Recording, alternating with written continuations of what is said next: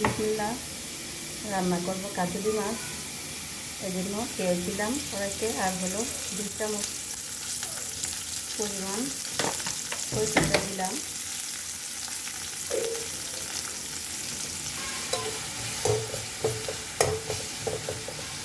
পেঁয়াজটা ভালো হয়ে গেছে, 2 চামচ আদা রসুন দিলাম,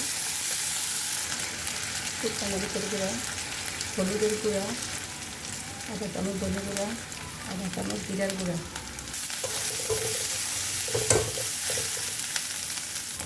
লবণ। মশলাগুলো কষানোর জন্য অল্প করে পানি দিলাম, দিয়ে দিলাম কাঁচামরিচ। মশলা কষানো হয়ে গেছে, দিয়ে দিলাম মাছগুলা।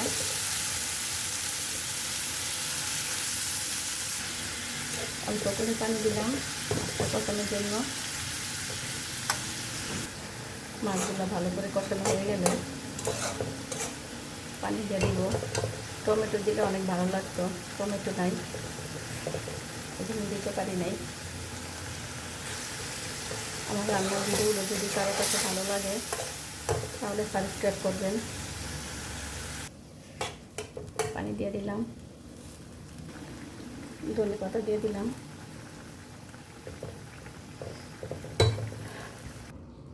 হয়ে গেছে মাছ তরকারি।